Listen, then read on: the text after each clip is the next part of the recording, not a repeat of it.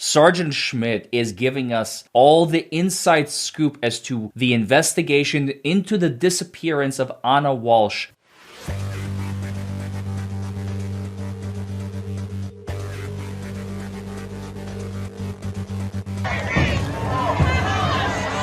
You must follow the law. The law says... Glorious. Is it a lawsuit? Probably. Why not?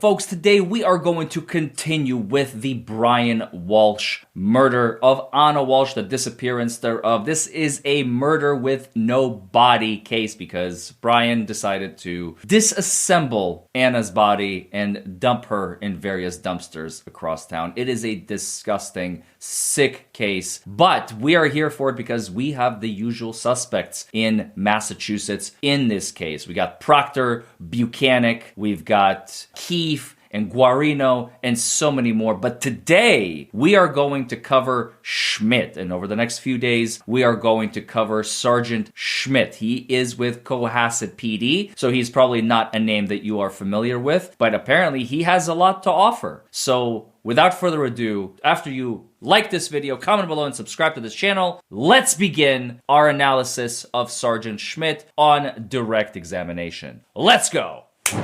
Sir, could you state your name and please spell us your last name? Harrison Schmidt, Schmidt. And where do you work, sir? Cohasset Police Department. And how long have you worked there? 13 years. What is your current rank there? Sergeant. When did you become a sergeant? Early January 2023. What was your rank as of January 4th, 2023? Detective. With the Cohasset Police Department, how many officers are on that PD? About 22. And how many detectives are there? One detective and one detective supervisor. As a detective, what were your responsibilities? General investigations. And in addition to being a detective at Cohasset Police Department, were you affiliated with any other law enforcement agencies? I'm a member of the Metrolec SWAT team. And can you describe for us what Metrolec is, sir? It's a consortium of departments that share resources and personnel to form specialized teams. And within the SWAT team, do they have any function as far as searches? They do. They have a search and rescue team. And what involvement do you have with that? If they need searchers, they will pull from the SWAT team. And, sir, how many fatal investigations have you worked?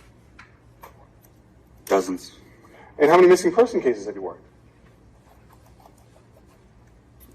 Just over a dozen, probably. And have you been able to locate all of those people? No. How many of those people have been deceased when you've done an investigation? Several. And what were some of the reasons for why they were deceased?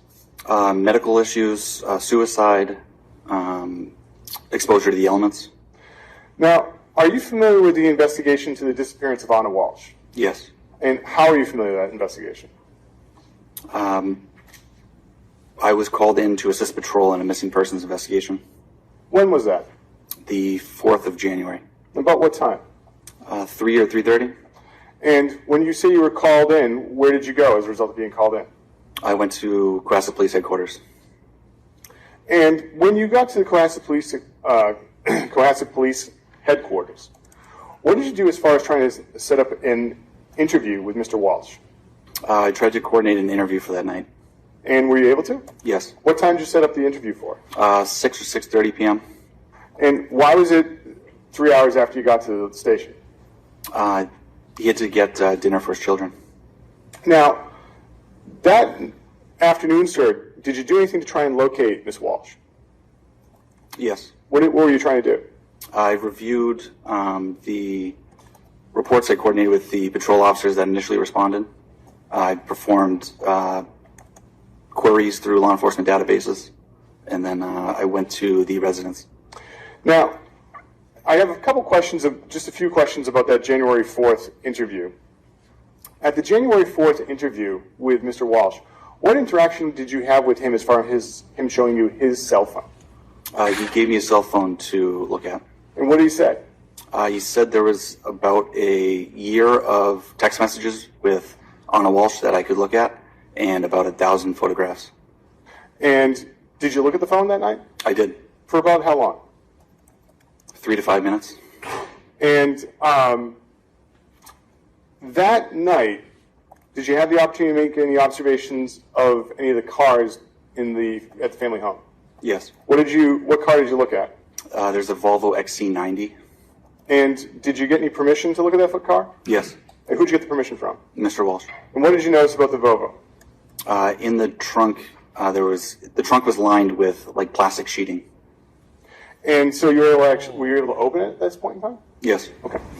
Now, Whoa, sir, that's terrifying. The truck, who lines their truck with plastic sheeting unless you are, I mean, you could be carrying lumber, you could be carrying, things that could damage the material lining your truck, sure. But plastic sheeting implies like it could be, liquid or something resembling a liquid or could be liquid, that sort of thing. And, I just cringe to think about it. But, disposal of a dead body doesn't pass the reasonableness test, or the reasonableness test, I suppose I should say. It's very, very telling, very scary. Plastic? Wow. Have you or someone you love been injured as a result of someone else's negligence? Or worse, you lost a loved one because of it? I am attorney Larry Forman, and myself and my team of trial lawyers are ready to fight for you and get you the maximum compensation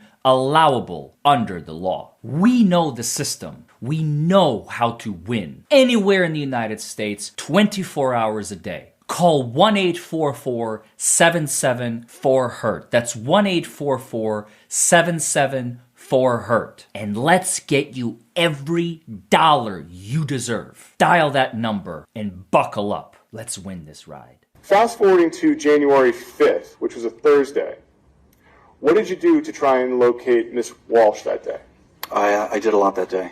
Let me just go back for a second. I apologize. There was I'll do this from time to time. There was a plastic sheet, you said, lining the rear area? Yes. Is that a trunk, or is it more like an open area in the rear of an SUV? The trunk area is a SUV with a hatch. Mm-hmm. So the trunk area, not the seating area. To make sure that if, let's say, he did have a body back there, for instance, it would not, and it leaked any fluids, they would not seep into the truck so that they can later be taken for DNA analysis and to identify them as Anna Walsh. Oh my God, this guy it's like Dahmer. I swear, he's like the modern day Dahmer. Okay, thanks. So, not like a sedan, though, which would have a separate, distinct trunk. It has access to the seats. Correct. If the seats would fold down, you could go from the trunk into the back row. Okay. So I'll call it a traditional SUV configuration? Yes, Your Honor. So, I was asking you about January 5th and what you did to try and locate Miss Walsh on the 5th. Could you explain to us some of the things you did that morning? I created and disseminated a missing persons bulletin. I began coordinating with friends and family. I checked for international travel and put a flag on her passport if she attempted to do international travel. I coordinated with taxi companies and rideshare and her employer. Now, was anything done as far as canine searches of the area around the Walsh home? Yes. Can you describe for me what was done? The Cohasset Police Canine and handler searched the property. And by the way, for the record, for those of you who may not know this yet, Brian Walsh's case is set to begin jury trial in 3 weeks. Walsh property, can you describe how it's situated in relation to the roadway? It's on Route 3A. It's a long driveway set back behind a used auto dealership. It's surrounded by woods. Maybe a quarter mile into the backyard is another neighborhood. And so it's woods between those two neighborhoods? Yes. Was anything recovered during the canine search? No. Now, did you have the opportunity, or did the Cohasset PD have the opportunity to enlist any other law enforcement agencies on the 5th? Yes. What was done? I reported to my supervisor, who requested additional resources from the State Police CPAC unit for Norfolk County. And when, if ever, did any resources from the State Police Detectives Unit arrive at Cohasset PD? About 5 p.m. that Thursday. And who arrived from the State Police Detective Unit? Trooper DeChico and Sergeant Buchanan. And once they arrived, what did you do with these two troopers? I informed them of what was been done so far in the investigation, and we listened to the audio recording from the first interview. After having this opportunity to review all this information with these officers, what, if anything, what was done at this point in time in the investigation? We went to the residence. Who went to the residence? Myself, Detective Lieutenant Lopes, Sergeant Hunt, Trooper DeChico, and Sergeant Buchanan. And about what time did you go to the residence? 8 p.m. Did you do anything as far as contacting Mr. Walsh before you arrived at the residence? I don't recall. When you arrived at the residence, who was there? Mr. Walsh was, his 3 children, and his mother. Was anyone leaving the residence at this hour? The nanny, Robin Howe, was leaving. When you got to the residence, did you have the opportunity to conduct any further interviews? Yes. Who did you have the interview with? Mr. Walsh. Where did the interview take place? In the dining room and kitchen area. And can you describe the kitchen dining room area? Open concept. If you walk into that portion of the house, dining room's on the left, kitchen's on the right. There's a large dining room table. There's window bench seating on one side and chairs on the other sides. Where did you sit? I believe the window bench seat. And did anyone else from law enforcement participate with the interview with you and Mr. Walsh? Yes, Trooper DeChico. And where was Sergeant Hunt? Sergeant Hunt was also present. And I take it you're all at the dining room table? Yes. So you had mentioned that Detective Lieutenant Lopes and Sergeant Buchanan also arrived there that night? Correct. Where did they go? They went on the other side of the staircase is a TV living room area, and they spoke with Mr. Walsh's mother. Could you hear them talking to Mr. Walsh's mother? Yes. And during that interview, did the defendant have any access to his children? Yes, they were coming in and out of the interview. Did the children give you anything that night? They gave me a piece of art. Now, have you had the opportunity to review the transcript from that interview? Yes. And have you had the opportunity to listen to the audio of that interview? Yes. Does the audio fairly and accurately record that interview? It does, however, there is background noise. In regards to the transcript, is there anything missing as far as the how compared to the audio? Yes. The background noise isn't included in the transcript. Is not or is? Excuse me, is not, Your Honor. Mm-hmm. How long did that interview go on for? About an hour. Did Mr. Walsh ask to take any breaks during that interview? No. What was his demeanor like during that interview? He was calm and cooperative. During that interview, what did he say that his normal contact would be with his wife, Anna Walsh, while she was working in Washington? A daily contact. During the interview, did you have the opportunity to ask him whether or not Anna was contemplating suicide? Yes. And what was his response to that? She wouldn't do that. What, if anything, did he say she was unhappy about? Stress from work and distance.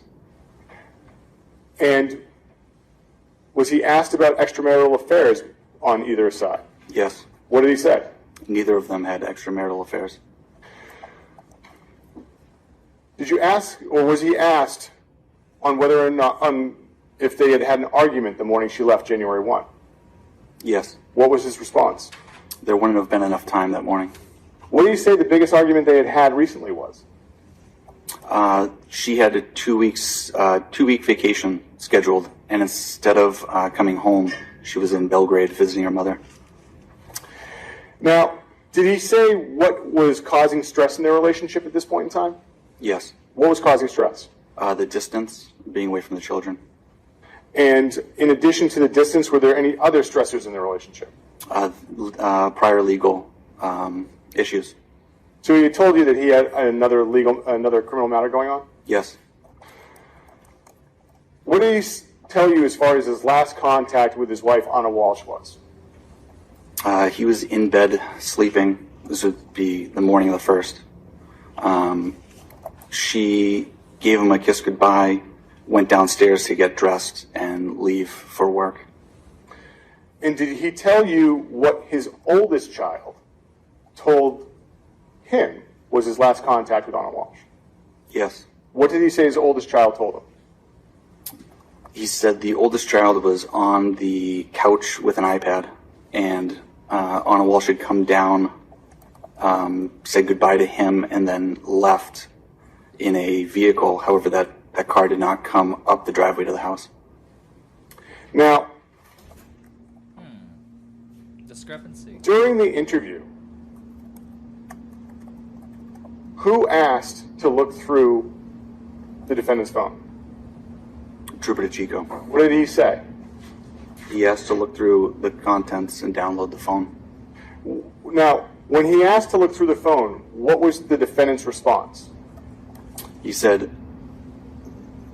"Let me get this straight. You want to download all the contents to my phone?" And what did Trooper DeChico say in response to that? Yes, all of the contents. And what concerns did the defendant have after Trooper DeChico said that? His prior legal issues. And did he say who he wanted to talk to about this? His attorney. And did he say how long it would take for him to get in touch with his attorney and get back to law enforcement about going through his phone? Yes, he would know likely the next day. And what did he say his desire was as far as having his phone downloaded? He said, "This is my intention and declaration." And to be clear, that was also including his desire to speak to his attorney and get permission first, or have a conversation with her, right? Yes. My intention and declaration. Who talks like that? That's really strange. That's really bizarre. It's my intention and declaration to speak with, like, strange. Did did Trooper DeChico say why he wanted to look through the defendant's phone? Yes, we wanted to establish a permanent timeline and get a tone of Anna.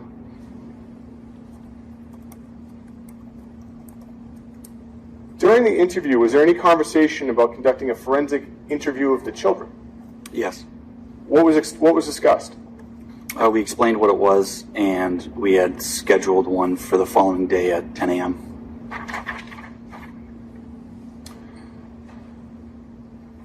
After the interview, what was done as far as searching the home? We got consent from Mr. Walsh to search the home. And when you got consent, what areas of the home did you check? The entire home. And what access did you have to the attic? We checked the attic. Did you find anything in the attic? Nothing of remark. And what, if anything, did you notice between the attic and the bedroom of Mr. Walsh? There was a hole in the drywall on the ceiling. Now, besides looking inside the home, did you have access to the pool? Yes. And what was done as far as looking at the pool that night? We used flashlights to look into the pool again. And you say again, did you have the opportunity to look at it the night before? Yes. Was anything ever recovered from the pool? No. And now, that night, did you have the opportunity to look into any of the vehicles again? Yes. Which vehicle? The Volvo XC90. And the Volvo XC90, who gave you permission to look into it? Mr. Walsh. And what was noticed as far as anything inside the... What did you notice about the Volvo that night on the 5th? Inside was a receipt from Lowe's, dated the 4th, and there was a cell phone. Did Mr. Walsh tell you who the phone belonged to? His oldest son. After having the opportunity, well, in addition to looking at the house, looking outside the house, did you go to anywhere else as far as at that address to look around for Miss Walsh? We checked the trash barrels that line the driveway. Did you find anything in the trash barrels? No. After doing all that, where did you go? Back to Cohasset Police Headquarters. What did you do back at Cohasset Police Headquarters? We attempted to contact financial institutions that might have recent activity. And about what time do you think you got back to Cohasset PD? Approximately 10:30 p.m. maybe. So now on January 6th, Friday, what happened to the forensic interview of the children? It was canceled. And what was done by state police to bring in more resources? A large-scale search was started. We brought in command posts, the State Police Search and Rescue Team, the Metro Search and Rescue Team, and area detectives on mutual aid. Now, did anyone conduct a press conference on January 6th from your department? Yes. Who? Chief Quigley. And how do you characterize this case at the press conference? A missing persons investigation. On January 6th, did you have the opportunity to speak to anyone who saw Anna Walsh and Brian Walsh on December 31st? Yes. Who'd you speak to? Jem Mutlu. And What's the last name? Mutlu, Your Honor. can you spell it? Mutlu. And where did this conversation occur? Cohasset Police Headquarters. And who was with you for this conversation? Trooper Chico. During this conversation, This is really what did he interesting. tell you as far as his relationship to Anna Walsh? Previous co-worker and friend. And what time did he get to does he believe he got to the Walsh home that night on New Year's Eve?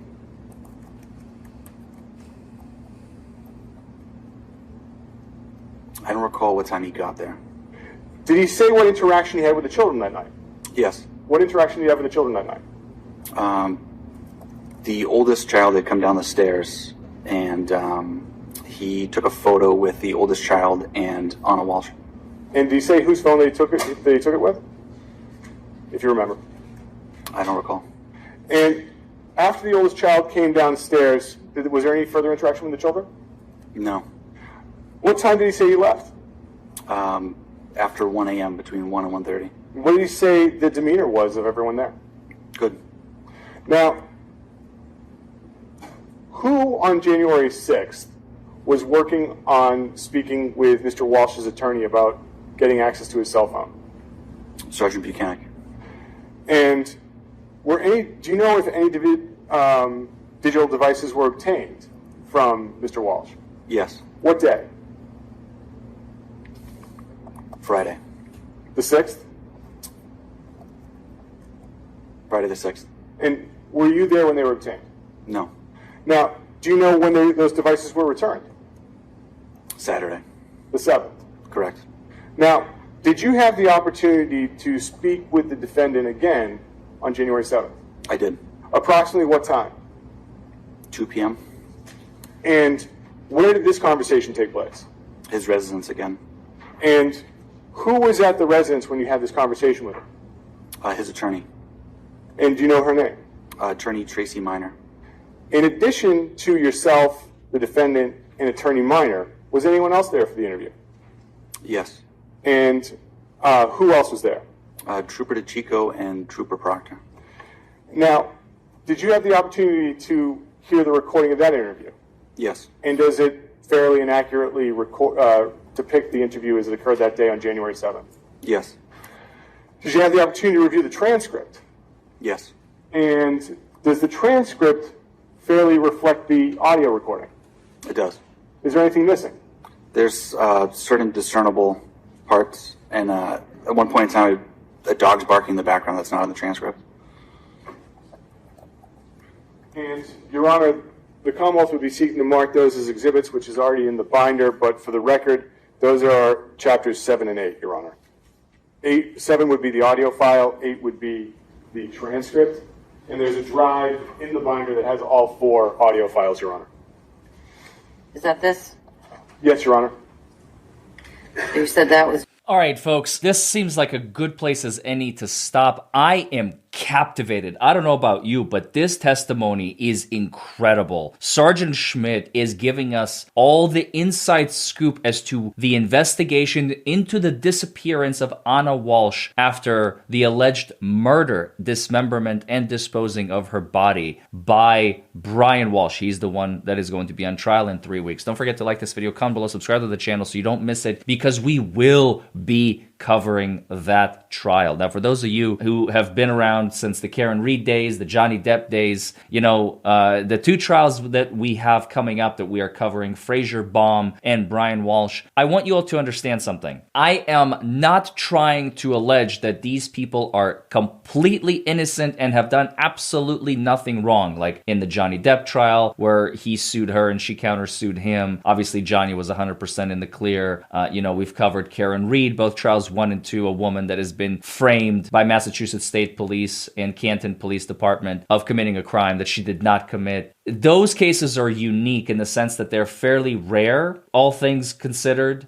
And these cases are not it. Frazier Baum did kill 4 girls. The reason we are covering it is because he's being overcharged wrongfully because of political pressure for Pepperdine University. The other case that we're covering, obviously Brian Walsh, it's the same players. It's the same corrupt Massachusetts State Police, Canton PD, and others. Now we got Cohasset Police Department as well, which I don't know much about, but I imagine they're not immune to corruption as well. The problem with all of these cases that we are covering now is I don't want you to get the idea in your head like, oh, why is Larry trying to, prove their innocence or whatever through his public forum that he uses as a public figure on his channel. The only thing I'm trying to do is I'm trying to draw attention to these cases, dissect them, and bring you the latest. So I hope you guys stick around for a lot of this because it is fascinating and it is only going to get more and more interesting as the days go by, especially when the trial begins. So folks, I hope you all learned something. As always, I love every single one of you, and I will see you all in the next video. Bye, everybody.